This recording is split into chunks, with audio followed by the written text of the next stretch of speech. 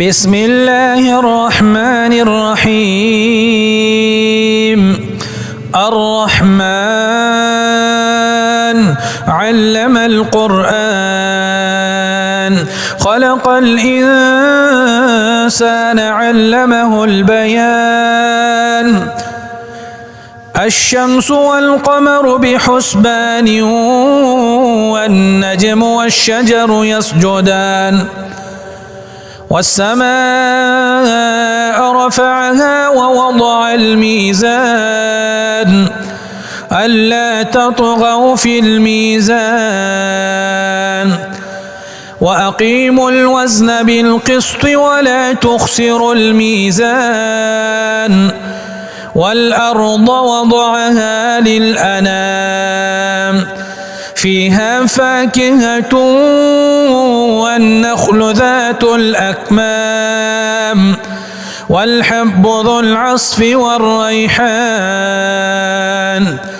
فبأي آلاء ربكما تكذبان؟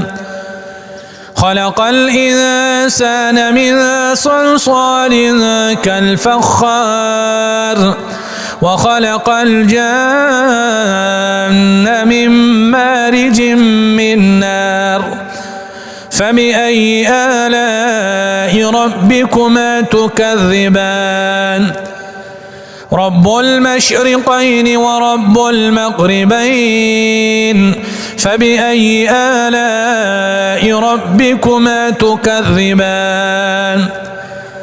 مرج البحرين يلتقيان بينهما برزخ لا يبغيان.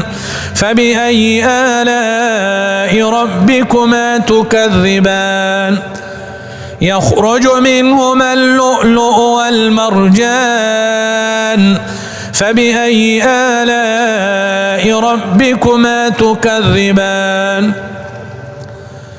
وله الجوار المنشآت في البحر كالأعلام. فبأي آلاء ربكما تكذبان؟ كل من عليها فان ويبقى وجه ربك ذو الجلال والإكرام. فبأي آلاء ربكما تكذبان؟ يسأله من في السماوات والأرض كل يوم هو في شأن. فبأي آلاء ربكما تكذبان؟ سنفرغ لكم أيها الثقلان. فبأي آلاء ربكما تكذبان؟ يا معشر الجن والإنس إن استطعتم أن تنفذوا من أقطار السماوات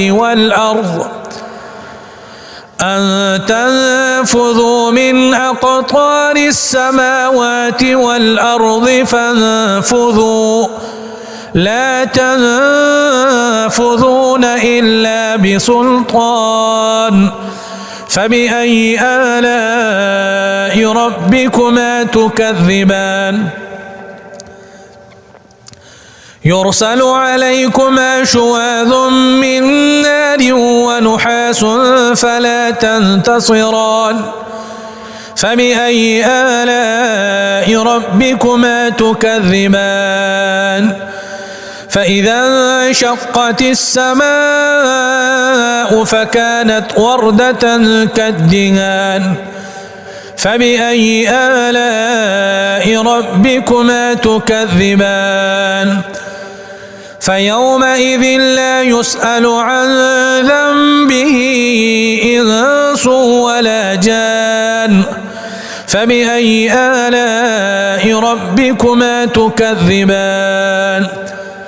يعرف المجرمون بسيماهم فيؤخذ بالنواصي والأقدام. فبأي آلاء ربكما تكذبان؟ هذه جهنم التي يكذب بها المجرمون يطوفون بينها وبين حميم آن فبأي آلاء ربكما تكذبان ولمن خاف مقام ربه جنتان فبأي آلاء ربكما تكذبان ذواتا أفنان فبأي آلاء ربكما تكذبان فيهما عينان تجريان فبأي آلاء ربكما تكذبان فيهما من كل فاكهة زوجان فبأي آلاء ربكما تكذبان متكئين على فرش بطائنها من استبرق وجنى الجنتين دان فبأي آلاء ربكما تكذبان فيهن قاصرات الطرف لم يطمثهن إنس قبلهم ولا جان فبأي آلاء ربكما تكذبان كأنهن الياقوت والمرجان فبأي آلاء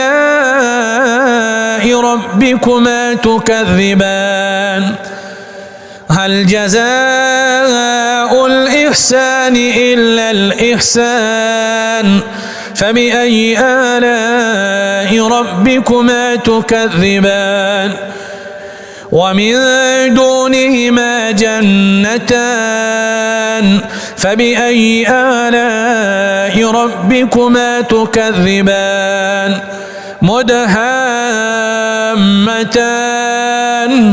فبأي آلاء ربكما تكذبان فيهما عينان نضاختان فبأي آلاء ربكما تكذبان فيهما فاكهة ونخل ورمان فبأي آلاء ربكما تكذبان فيهن خيرات حسان فبأي آلاء ربكما تكذبان حور مقصورات في الخيام فبأي آلاء ربكما تكذبان لم يطمثهن إنس قبلهم ولا جان